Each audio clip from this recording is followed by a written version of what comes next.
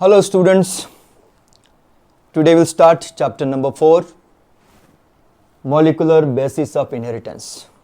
Chapter number 4 और chapter का title है Molecular Basis of Inheritance. And this is our first lecture on this chapter, the discovery of DNA. DNA का discovery कैसे हुआ इसके बारे में आज हमारा lecture है. Okay? So this word discovery, that means DNA has been discovered by somebody. What is discovery? Discovery क्या होता है पता है आपको? The things which are available on earth, but ये हमें पता नहीं था. किसी ने इसको खोज निकाला और पता किया, इसका मतलब होता है डिस्कवरी. समझे? So discovery is what? The things was, things are, things were, whatever can say, जो प्रेजेंट थे पृथ्वी पे बट हमें पता नहीं थे, किसी ने इसकी खोज निकाला उनको और हमें बता दिया कि ये है कुछ ऐसा, तो उसको हम बोलते हैं डिस्कवरी. ये जो संशोधन है उसको बोलते हैं हम डिस्कवरी. तो डीएनए का डिस्कवरी कैसे हुआ इसके बारे में आज ये पूरा लेक्चर है हमारा. So we have studied that Mendel ने बोला था ट्रांसफॉर्मिंग जो फैक्टर है या जेनेटिक फैक्टर है या somebody can say has that particular can say body can say maybe can say particle in the body, and that particle is responsible for can say inheritance. So that is what genetic material. ये Mendel को पता नहीं था but कुछ तो है जो inherit करता है one generation to next generation. उसके बाद क्रोमोसोम का स्टडी हुआ, सब कुछ हुआ, बट ये डिस्कवरी ऑफ डीएनए जो है डिस्कवरी डीएनए का ये कैसे हुआ देखते हैं. इसकी एक अच्छी अजीब सी स्टोरी है. एक साइंटिस्ट जिसका नाम है फ्रेडरिक मिशर, ये जो फ्रेडरिक मिशर है scientist, 1869 he worked with white blood sales. उन्होंने काम किया वाइट ब्लड सेल. और कहाँ से निकाले उन्होंने वो white blood cell? He isolated the white blood cell from the pus of infected, जो डिस्कार्डेड बैंडेजेस होते ना, कोई इन्फेक्शन हो जाते उसके ऊपर हम बैंडेज लगाते, वो बैंडेज को कुछ सेल्स चिपक जाता है. ऐसे बैंडेज से उन्होंने क्या किया है, पस सेल्स आइसोलेट किए, पस सेल्स निकाले. वाइट ब्लड सेल जो पस में होते हैं, ऐसे वाइट ब्लड सेल को जैसे बैंडेज पे आप दिखा देते हैं, यहाँ पर ये बैंडेज होता है जैसे ना हम लोग कहीं कट हो जाता है या कोई इन्फेक्शन हो जाता है तो लगा देता है, और वहाँ पर कोई सेप्टिक हो जाता है तो पस डेवलप होता है, ऐसे पस सेल्स इसको चिपक जाते हैं. ऐसे पस सेल को उन्होंने क्या किया, आइसोलेट किया. कैसे आइसोलेट किया? He washed the pus cells from bandage with salt solution.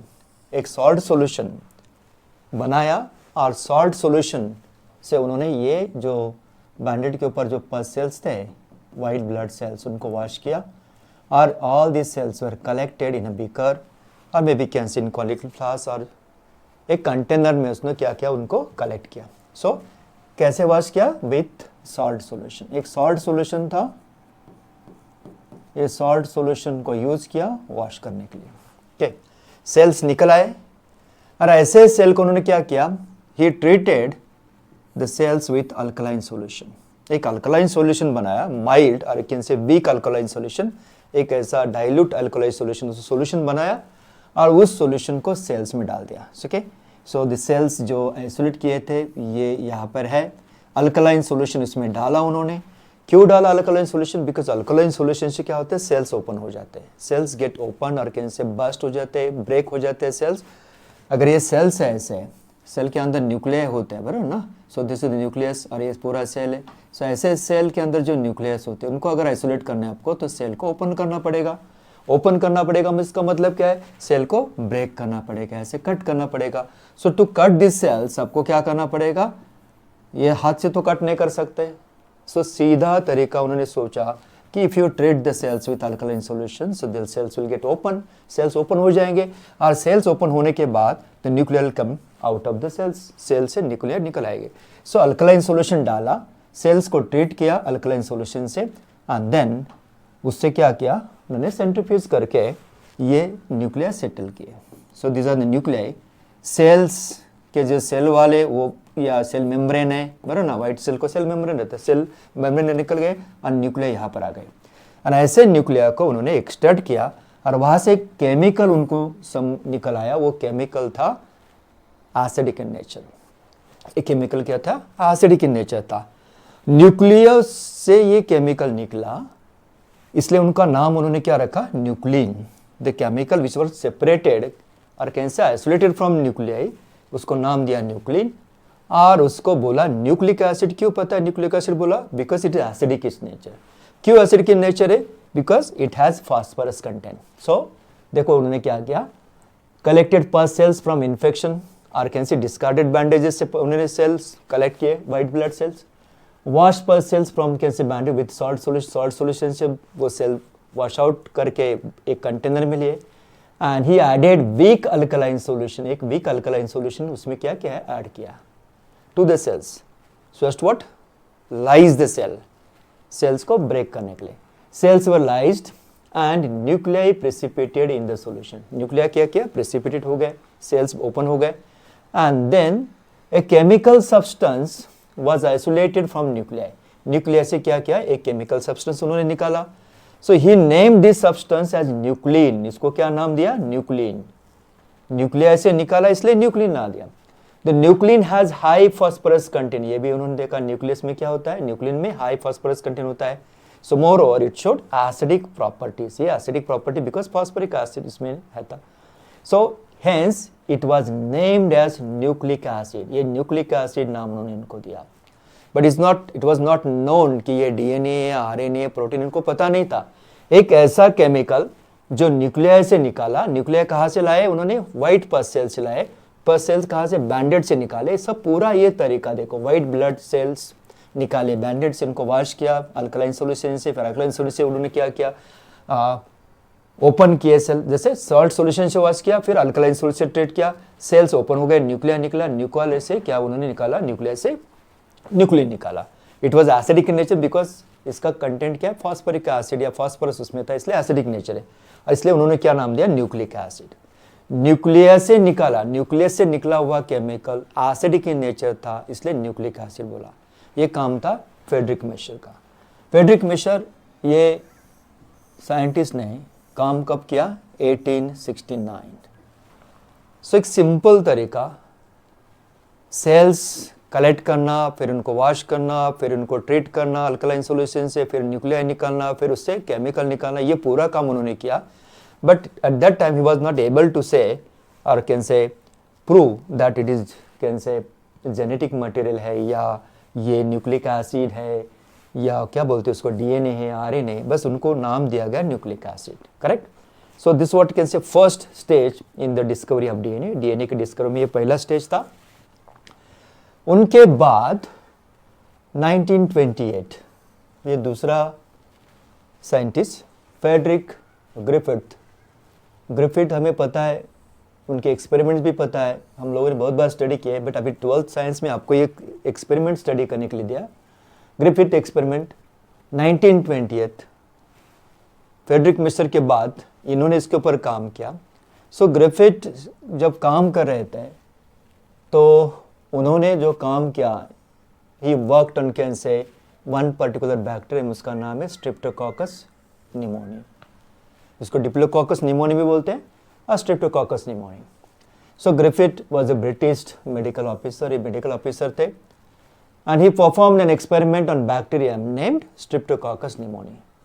ये स्ट्रेप्टोकोकस निमोनी है, क्या करती है पता है आपको? स्ट्रेप्टोकोकस निमोनी ह्यूमन में न्यूमोनिया कॉज करती है। आपको पता है न्यूमोनिया यानी कि कफ हो जाता है, न्यूमोनिया होता है, वहाँ से डेथ हो सकती है। Okay, so bacterium causes pneumonia in human और even in some other animals. Animals में या मैमल्स में, ह्यूमन में न्यूमोनिया बन जाता है। किससे वजह? तो स्ट्रेप्टोकोकस निमोनिया की वजह से। तो ग्रिफिथ ने ये स्ट्रेप्टोकोकस निमोनिया को स्टडी करना शुरू किया क्योंकि ये निमोनिया कॉज करता है। सो कॉजल ऑर्गेनिज्म कैसे दिखता है, उसमें क्या क्या होता है, कौन से स्ट्रेन्स होते हैं, ये पूरा उन्होंने स्टडी किया। So Griffith use 2 strains, 2 genetic variants, varieties उन्होंने स्टडी किए। एक वैरायटी था जो उसका नाम है स्मूथ वाल्ड, उसको बोलते हैं स्मूथ। क्यों ये स्मूथ है? Because it is encapsulated with a mucus. एक म्यूकस स्ट्रक्चर जो होता है उसके अराउंड होता है, so that's why it is what, ये स्मूथ या कैसा हमें रफ नहीं होगा, स्मूथ दिखेगा। सो दिस व्हाट कैन से, एक उसके ऊपर लेयर होता है mucus layer, and inside that mucus layer you can say the bacterium का पूरा cell wall and bacterial structure होगा। इसको बोला उन्होंने यस स्ट्रेन, स्मूथ स्ट्रेन, और ये पैथोजेनिक है। वायरुलेंट, वायरुलेंट का मतलब क्या होता है, पैथोजेनिक, दैट कॉजेज डिसीज। जो पैथोजन किसको बोला जाता है, organism which causes disease is called pathogen, correct. और इसको वायरुलेंट क्यों बोला जाता है, बिकॉज ये मल्टीप्लाई होता है, डिसीज कॉज करता है, इसको वायरुलेंट भी बोला जाता है। सो कुछ बुक्स में वायरुलेंट शब्द यूज होगा, कुछ में पैथोजेनिक, या दोनों शब्द कभी कभी आपके बुक में भी दोनों तो दिए, virulent and pathogenic. So smooth strain था जो पूरा स्मूथ है, encapsulated with can say mucus layer. ऐसे जो बैक्टीरिया थे वो क्या करते हैं, डिसीज कॉज करते हैं, यानी कि निमोनिया करते हैं। और निमोनिया जो करते हैं उनको स्मूथ वर्ड उन्होंने बोला है, वायरुलेंट स्ट्रेन बोला है। दूसरा स्ट्रेन उनको वहाँ पर पता चला कि दूसरा स्ट्रेन क्या है, it is what, rough strain, it is non encapsulated. इसके ऊपर कोई ऐसा एनकैप्सुलेशन नहीं है, इसके ऊपर कोई ऐसा ज़्यादा लेयर नहीं है, स्मूथ लेयर नहीं है, इसलिए वो रफ है। इट इज़ विदाउट म्यूकस, इसमें म्यूकस वॉल या म्यूकस कवरेज उसके ऊपर नहीं है। इसको बोला उन्होंने R strain, rough R strain, यानी कि रफ स्ट्रेन, रफ वॉल वाला strain. And this non pathogenic, ये डिसीज कॉज नहीं करता, this is called non virulent. So Griffith ने क्या किया, he used Streptococcus pneumoniae as what one of the organism to study pneumonia. उसके दो strains उन्होंने खोज निकाले थे, दो स्ट्रेन्स, जेनेटिक वेरिएटीज बोलते हैं उसको, या वेरिएंट्स बोल सकते हैं। वो है smooth walled, S type, correct, virulent, smooth, encapsulated, pathogenic, ये पहला स्ट्रेन।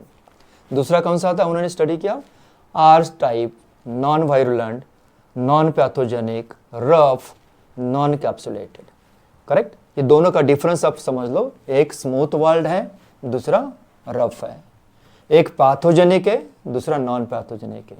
एक स्मूथ है, एक रफ है, करेक्ट। एक वायरुलेंट है, दूसरा नॉन वायरुलेंट। एक डिसीज कॉज करेगा, दूसरा नहीं करेगा, but both are Diplococcus pneumonia और स्ट्रेप्टोकोकस निमोनिया के दोनों स्ट्रेन हैं। ओके, ये दो स्ट्रेन उन्होंने स्टडी के लिए यूज किए, करेक्ट, और एक्सपेरिमेंट डिजाइन किया। Now he designed experiment with one more organism. एक पहला ऑर्गेनिज्म उन्होंने क्या लिया, बैक्टीरियम लिया, उसके दो स्ट्रेन।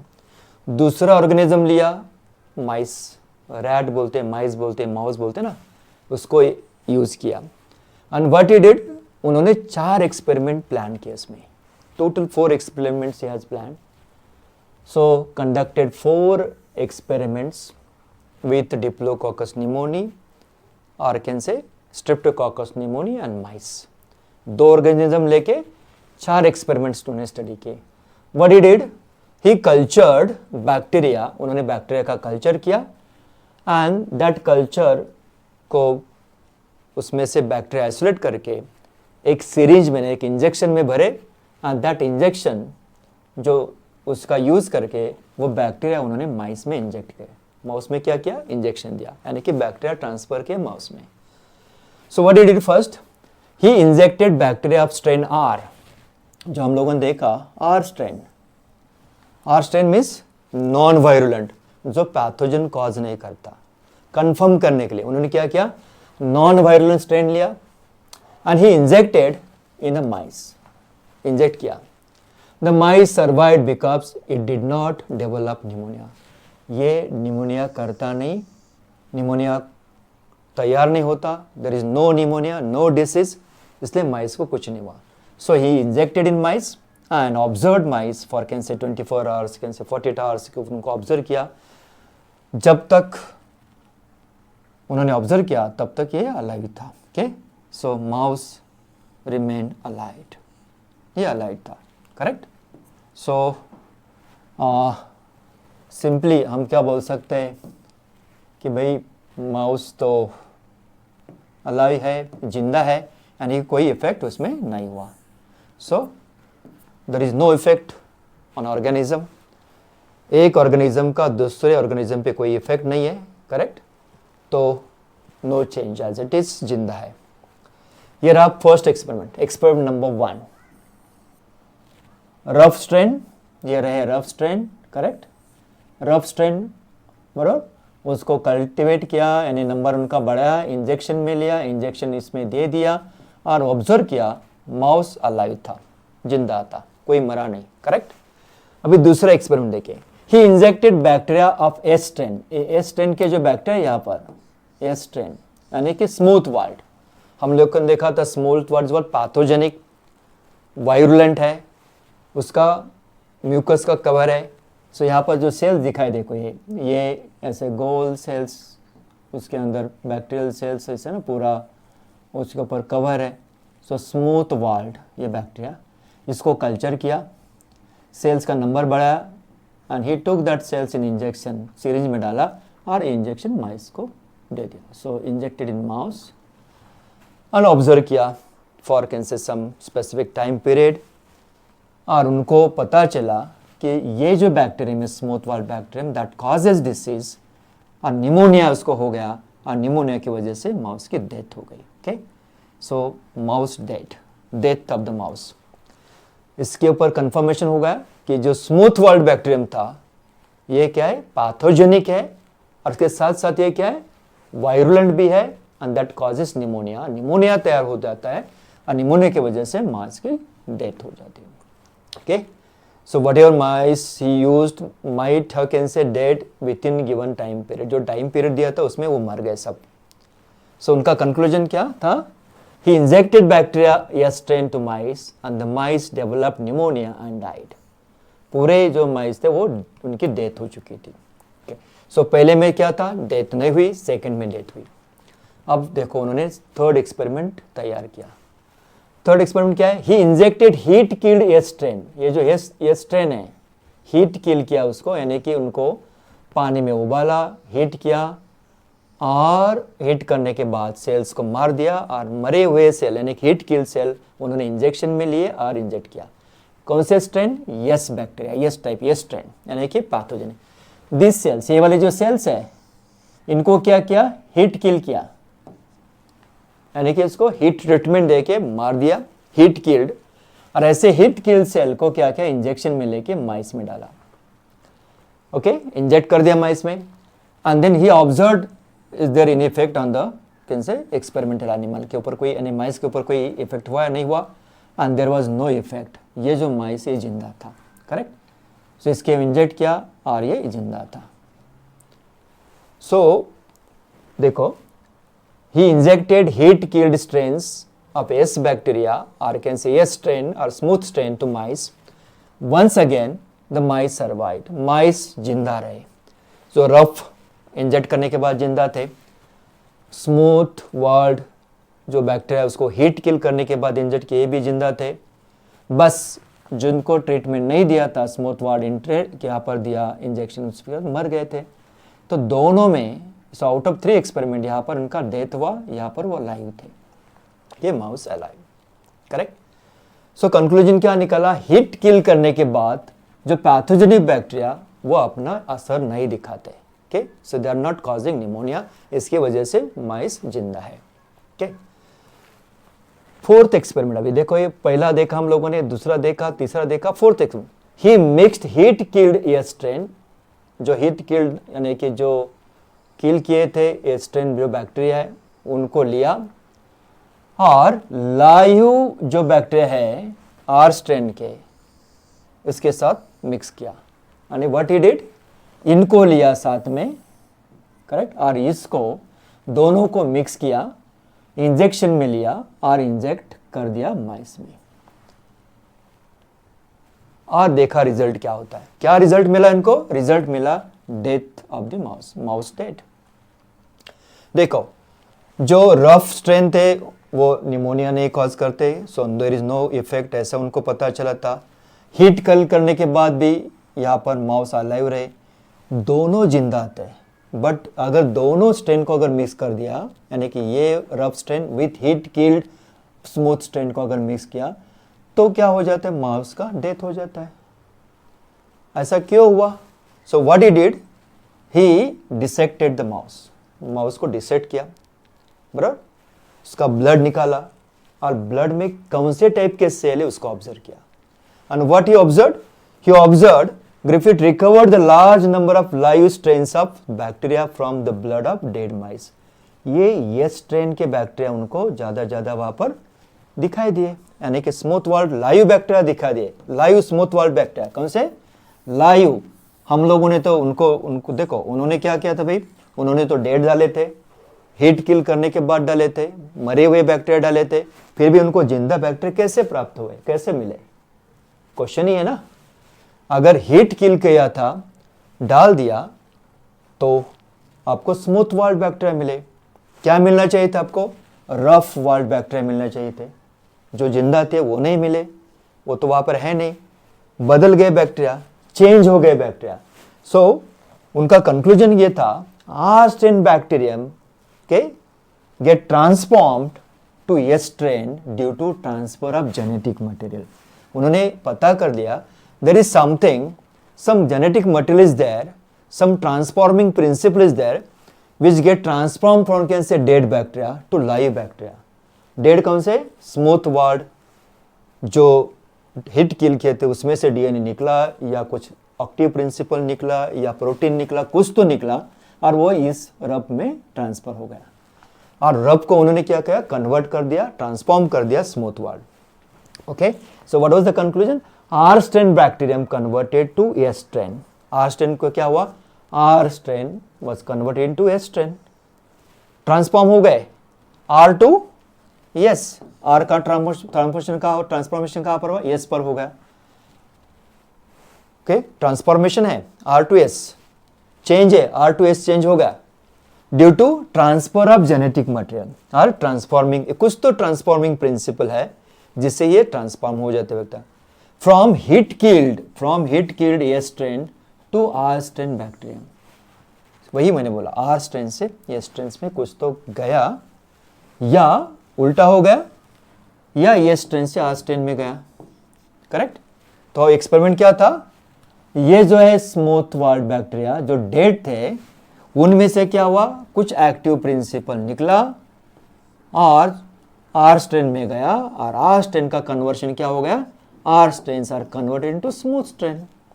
देखो, वही लिखा था पहले, R to S कन्वर्ट हुआ, पर मटेरियल कैसे हुआ?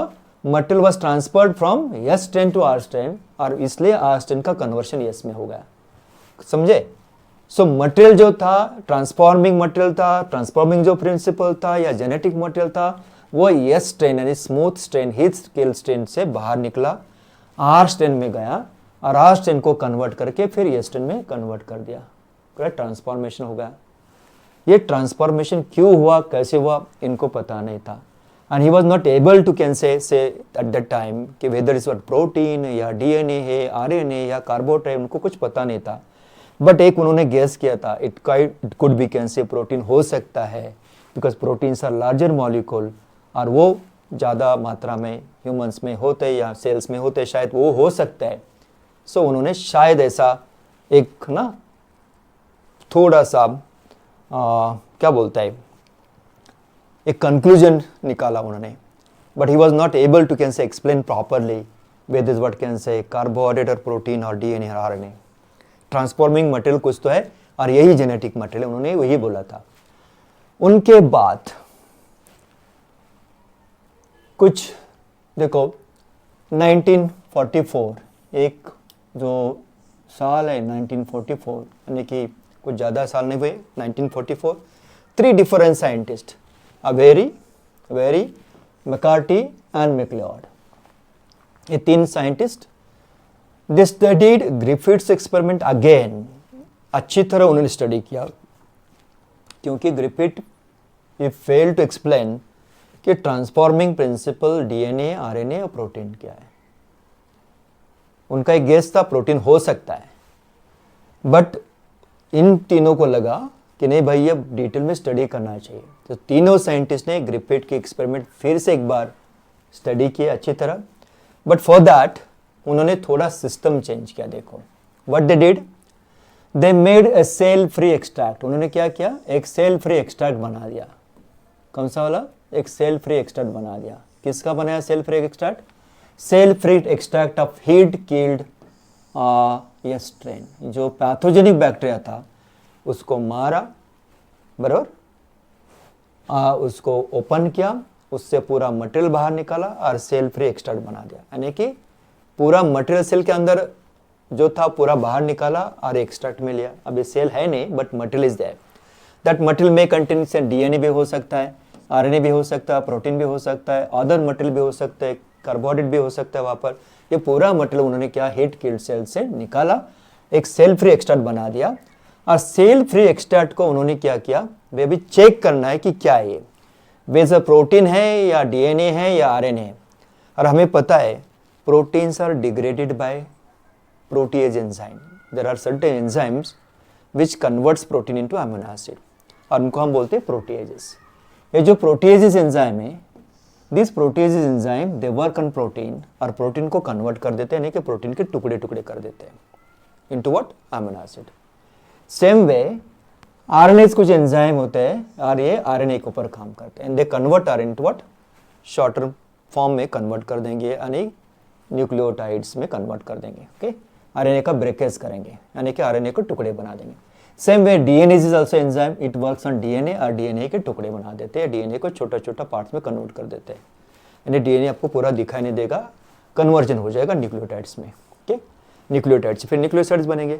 सो ये जो पूरा सिस्टम उन्होंने स्टडी किया, they studied cell free extract treated with proteases और ट्रीटेड विथ कैंसर आरएनएस और ट्रीटेड विथ डीएनएस। ऐसे 3 अलग अलग उन्होंने एक्सपेरिमेंट्स डिजाइन किए। एक उन्होंने स्टडी किया प्रोटीन डिग्रेड करने के लिए कुछ तो एंजाइम होना चाहिए, सो प्रोटीएज यूज किया उसके लिए, करेक्ट। दूसरा उन्होंने क्या स्टडी किया है, अगर आरएनए होगा तो आरएनए को डिग्रेड करने के लिए आरएनएज एंजाइम, और डीएनए होगा तो डीएनए को डिग्रेड करने के लिए डीएनएज एंजाइम। ओके, सो ये इसको ट्रीट किया, आरएनए को आरएनए से ट्रीट किया, प्रोटीएज से प्रोटीन से ट्रीट किया। सो सी द एक्सपेरिमेंट, उन्होंने जो 3 एक्सपेरिमेंट डिजाइन किए थे वो कैसे थे, cell free extract of heat killed S strain के पूरे एक्सट्रैक्ट, बराबर, सेल फ्री, सेल्स नहीं है, उसको ट्रीट किया प्रोटीएज एंजाइम से, और प्रोटीएज से ट्रीट करने के बाद पूरा जो मटेरियल मिला उनको, उन्होंने क्या कर दिया, वो दे मिक्स्ड विथ कैन से live strain, that's what R rough strain, जो रफ स्ट्रेन है जो इन्फेक्शन नहीं करता ऐसा स्ट्रेन उसके साथ मिक्स कर दिया, और पूरा ये मिक्सचर दोनों का इंजेक्शन में भर दिया और माइस को इंजेक्ट कर दिया। What they observe, after can say a specific type, जो इंक्यूबेशन पीरियड था, निमोनिया को जितना इंक्यूबेशन पीरियड लगता है उसके बाद उन्होंने देखा there is what death of the mice, animal मर गया। ओके, तो उनको पता चला कि it is not a protein, अगर प्रोटीन को डिग्रेड करने के बाद अगर मर जाता है animal, that means it is other than protein, protein से दूसरा कुछ है, so it can be RNA और इट कैन बी डीएनए, हो सकता है ऐसे। So for that what they did, they took the same extract, जो सिमिलर एक्सट्रैक्ट था ना, उसको क्या किया, they treated it with RNase. अगर उसमें आरएनए होगा so RNA will be can say degraded, RNA degrade हो जाएगा, करेक्ट, आरएनए डिग्रेड होता विथ आरएनएस, इसके ऊपर उनका ट्रीटमेंट किया। सो अभी क्या है, cell free extract, it has protein, it has can say DNA, it has carbohydrate but no RNA, RNA नहीं है अभी इसमें, क्योंकि आरएनए को क्या किया हम लोगों ने, कट कर दिया आरएनए एंजाइम के साथ। और इसको पूरा ये mixture plus live R strain इनको मिक्स कर दिया, और ये आर स्ट्रेन और ये सब इंजेक्शन में भर दिया, करेक्ट, गया इंजेक्शन में, इंजेक्ट कर दिया माइस में, इसमें साथ इंजेक्ट हो गया। इंजेक्शन के बाद देखा क्या हुआ, death of the organism, mice they were not alive, मर गए। तो अभी उनको क्या पता चला, यहाँ पर ये प्रोटीन भी नहीं है, ये आरएनए भी नहीं है। अभी तीसरा एक्सपेरिमेंट इसके लिए उन्होंने डिजाइन किया। What they did, they took can say DNAs enzyme, और डीएनएज क्या करता है, DNAs can say it converts DNA, DNA क्या कर देता है, डीएनए को ये कट कर देगा। So after treating this extract with DNAs enzyme, यहाँ पर डीएनए नहीं रहेगा, डीएनए के टुकड़े टुकड़े हो जाएंगे, correct.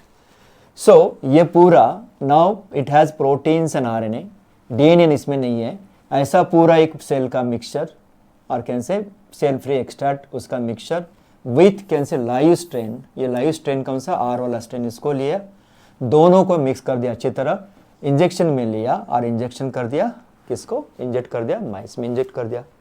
And what they observe, एक सरप्राइजिंग रिजल्ट उनको मिला कि माइस इट वाज अलाइव, ये क्या था, अलाइव था, जिंदा रहा। अब देखो ये तीनों एक्सपेरिमेंट्स उन्होंने क्या पता कर लिया, अगर प्रोटीन होता तो माइस नहीं मरता, सो it is not a protein, अगर आरएनए होता तो ये नहीं मरता, तो ये आरएनए भी नहीं, अगर डीएनए होता तो ये मरता, यहाँ पर डीएनए है नहीं, बिकॉज डीएनए को हम लोगों ने खत्म कर दिया डीएनए एंजाइम के साथ, सो माइस दे वर अलाइव, ओके, माइस जिंदा है। इसका मतलब क्या हुआ, ट्रांसफॉर्मिंग मटेरियल क्या है, it's a DNA, transforming material क्या है, DNA.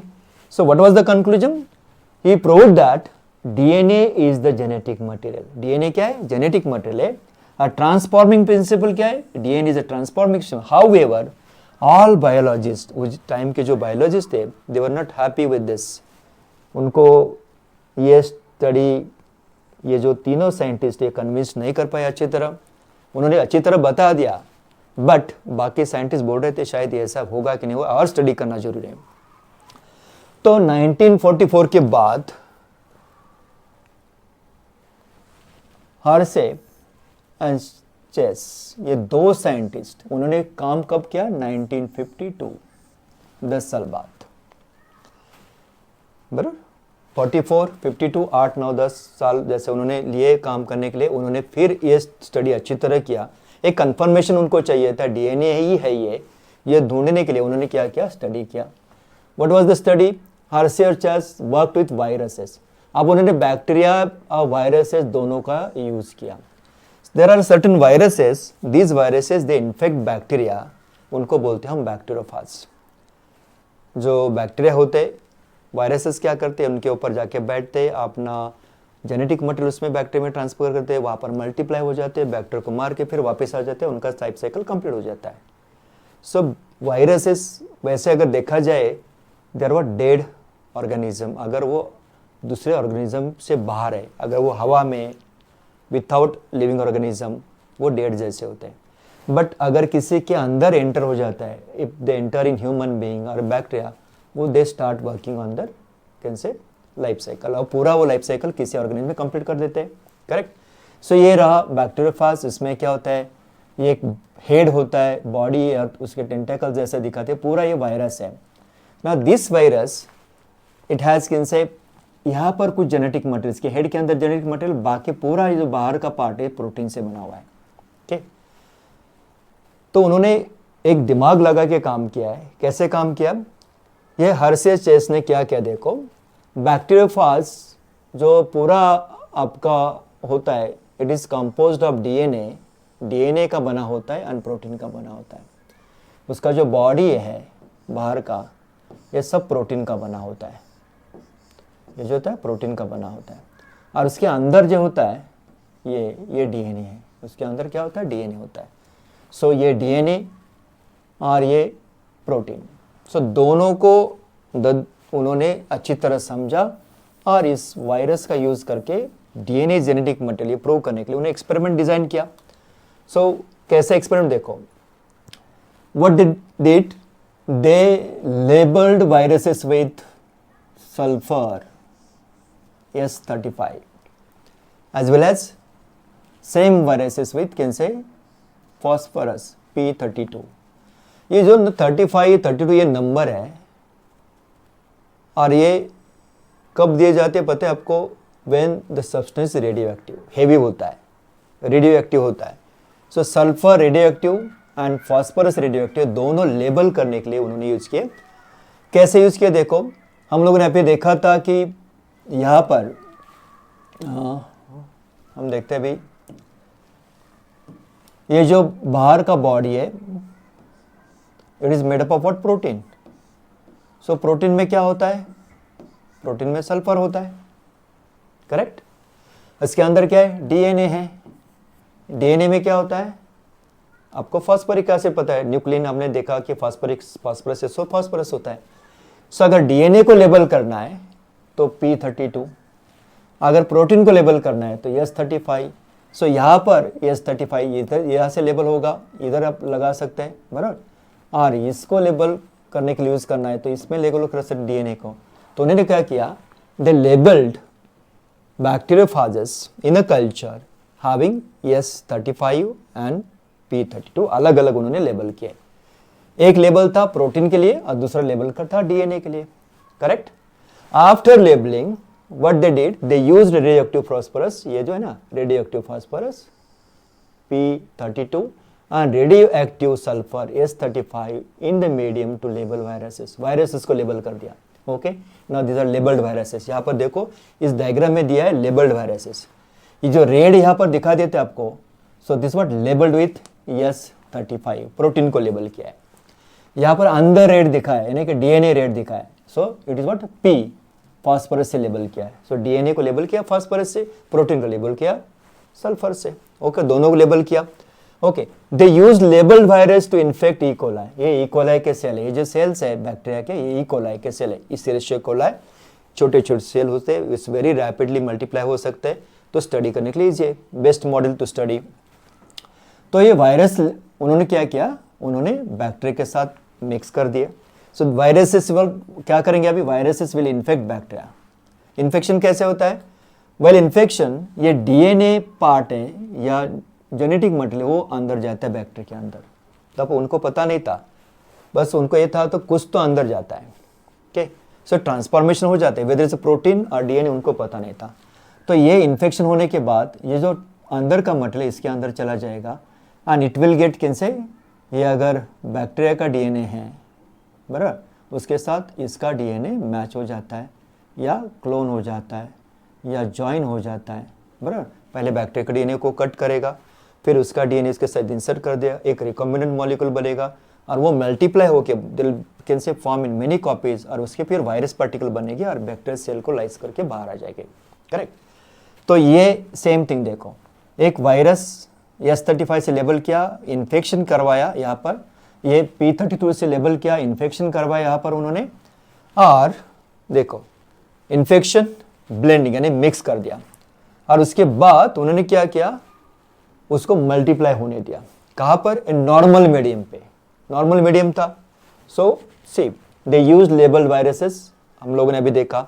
Viral coats were removed with the help of centrifuge, उन्होंने क्या किया, उसको वायरल कोट को निकाला सेंट्रीफिकेशन से। Centrification is what basically a technique to precipitate or can to settle down heavier metal in the solution। तो उन्होंने क्या किया, सेपरेट किया, कैसे, सेंट्रीफिकेशन से। तो बैक्टीरियल सेल्स वायरस से छोटे होते हैं, बैक्टीरियल सेल बड़े होते हैं, तो बैक्टीरियल सेल कहाँ पर, सेंट्रीफ्यूज ट्यूब में वो नीचे आ जाएंगे यहाँ पर, करेक्ट।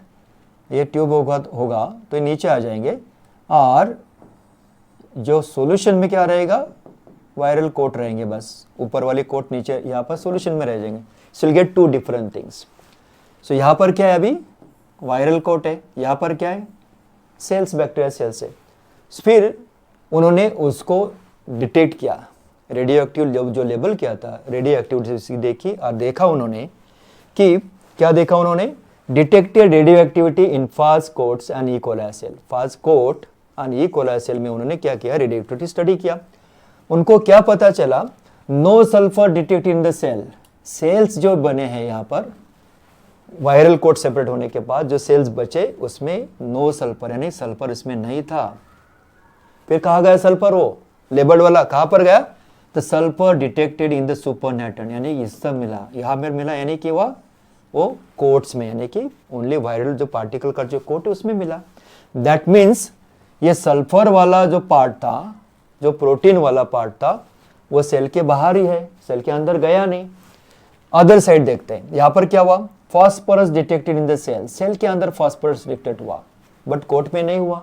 इसका मतलब कुछ तो था, वो अंदर गया और उनको ये पता था कि this is the material in the head of the cancer particle, जो अंदर गया सेल के अंदर, जो ट्रांसफॉर्म हो गया, और इसको क्या बोलते हैं कि मटेरियल वहां से वहां तक चला गया, ट्रांसक्रिप्शन हो गया पर।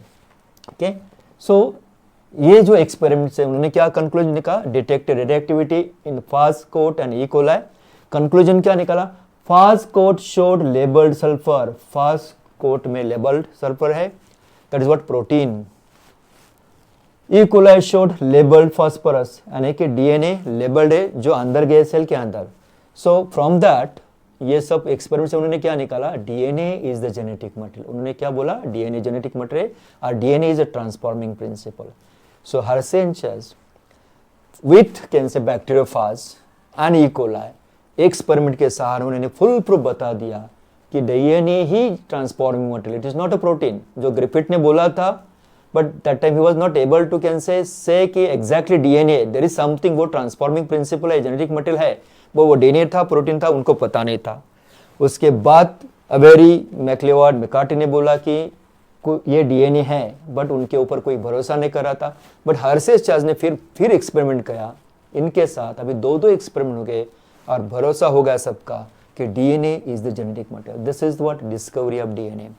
डीएनए डिस्कवर हुआ, डीएनए जेनेटिक मटेरियल है ये भी पता चला। जो मेंडल ने बोला था फैक्टर, उसके बाद जीन बोला गया, उसके बाद डीएनए अभी पता चला कि DNA is the genetic material and it is responsible for transformation. जो हीट किल्ड बैक्टीरिया से रफ बैक्टीरिया में चला गया तो वो डीएनए था और इसके वजह से ट्रांसफॉर्मेशन हुआ था। So this is what discovery of DNA. और ये बहुत इजी एक्सपेरिमेंट से अगर आप समझ लेते हैं तो अच्छी तरह समझे उसको, and you can study from this video, start से एंड तक वीडियो अच्छी तरह देखो, आपको पता चलेगा कि डिस्कवरी ऑफ डीएनए एक स्टोरी जैसा, एक लंबी स्टोरी है, उसमें 3-4 अलग अलग एक्सपेरिमेंट है, 3-4 साइंटिस्ट है। देखो, Friedrich Miescher, then Griffith, then Avery, McCarty, MacLeod, then Hershey and Charles, 4-5 scientist मिलके एक के बाद ऐसे स्टडी करते गए, और उनका स्टडी अगर अच्छी तरह हम लोग जान लेंगे तो पता चल जाता है DNA is the genetic material. So this is the discovery of DNA. DNA था, बस हमें पता नहीं था।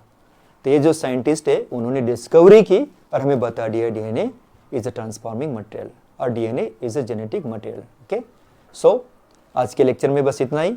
स्टडी करो अच्छी तरह, नेक्स्ट लेक्चर विल सी उसका आगे का पार्ट, आगे की स्टोरीज हम लोग देखेंगे। So thank you very much.